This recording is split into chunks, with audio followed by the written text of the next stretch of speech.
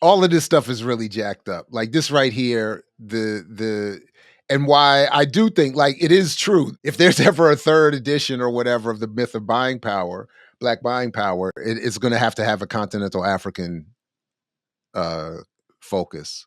Um, this right here, and listen to where she starts. This is just 30 or 4:30, what happens? You tie towels and praying in tongues, get a shop. My husband and I have 16 streams of income. 16. I learned it from Richard Branson, the owner of Virgin Atlantic. So I just want to highlight that part right there, because again, remember, a lot of my own approach to this, the argument is that the black, or in this case, African or continental African layer or front is a mask for the white conservative colonial logic. So yeah, let me take the advice of a white male billionaire and then say, why don't the rest of us do what he did? If this white male British billionaire can do it, why can't those he's colonized to create his wealth do the same thing? He said, I'm not aware that there is recession in the world. I have 100 streams of income. And if you read the Bible, you will know that you should have a minimum of 4 streams according to the book of Genesis, where the river flows. So I've come to wake you up to do that. Now that I'm definitely not a biblical expert, but that is original to me. That the claim that Genesis supports the idea that you have to have 4 streams of income because of the way the rivers run. I think that's all the evidence of that claim that we get, but that's fascinating. You don't say, I'm not an entrepreneur. I'm just a salary earner. No, you can't be wealthy like that. See that you put your money in passive investments where you're making money while you are sleeping. Even if you cannot sell, sell. And don't forget, I've been warning you all around the world. You cannot have 2 telephones and you don't have Samsung shares. You cannot have 2 iPads, and you have not bought their shares. You cannot be drinking Coca-Cola every day and water and 5 Alive, and you have not bought their shares. Get home tonight, go and Google. $10, buy it. Disney World, buy it. Stop taking your children there and making other people wealthy if you don't have their shares. You can't be on Facebook every day. Otherwise, this is how you be coming every year. We are fasting and it will still be the same. Trekking, paying somebody rent, making other people wealthy. And we can pray. Christians, we can pray. We have prayed and we'll continue to pray. But please, let's do this. Buy stock. Why don't you have stock in Apple?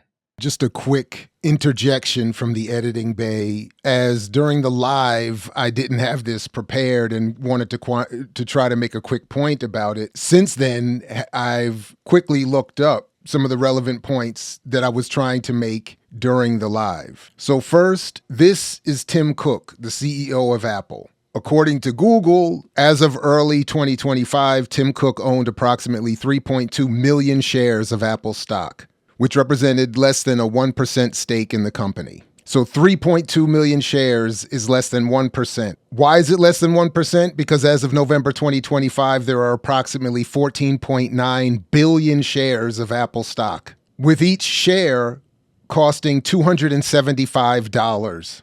So the idea that anyone would suggest that the African community or any community can use the purchase of Apple shares to somehow play catch up when 3.2 million doesn't even get you 1% stake in the company, then what point could possibly be being made there?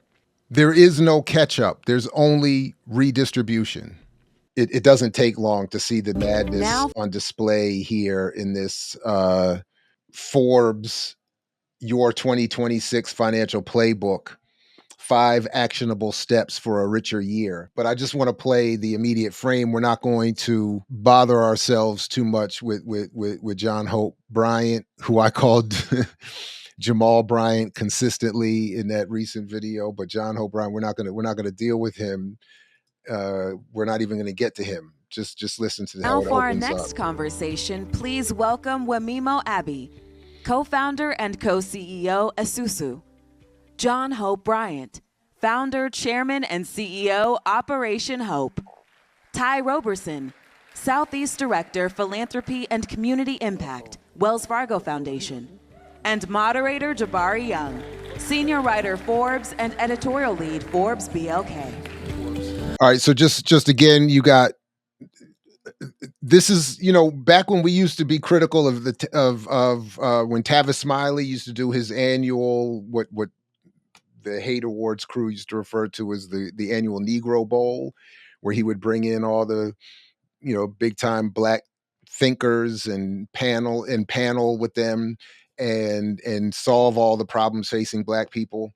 But they were often always sponsored, or they were often sponsored by Wells Fargo, McDonald's, Exxon. So here we have more of the same, you know, Wells Fargo, Operation Hope, of course, and then it's being led by Forbes magazine and its editorial Forbes Black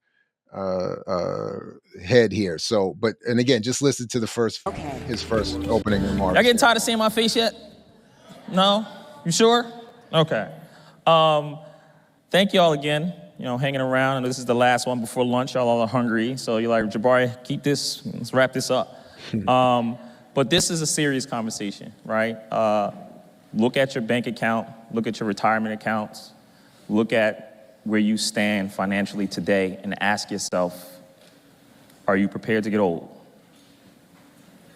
That's a deep question, right? Are you prepared to get old? As he said in the conversation, you know, with Robert, Black America spending power, 2.1 trillion, right? That's up from 835 billion in 2019, and we're expected to hit 2.1 trillion next year. And again, I can't, I know this is very repetitive for me, but I can't help but, you'll note here who he cites in a moment, but again, proving my point. But what I can't help but note is part of the narrative delivery, the messaging is the Forbes label, the authority, the economic authority that's supposed to come with a Forbes magazine. It is the titles that folks have. It is the suits and the staging and the presentation that conveys again an authority that does, I think, either directly or trickle down or trickle parallelly, spreads out very easily to other segments of the community and other outlets, and is just, and it makes it easier to just take it with to just take the claim without any investigation. But anyway. However, in a report from McKinsey and Company, this is called the economic state of Black America, what is and what could be. It came out in about June 2021. I found that report very interesting, and in it labeled Black families in America, the median wealth for Black families in America, only $24,000. Compare that, just for context, to the median family in white America, $188,000, right? We far behind. So this is a conversation to kind of check. So, and that's all we need. And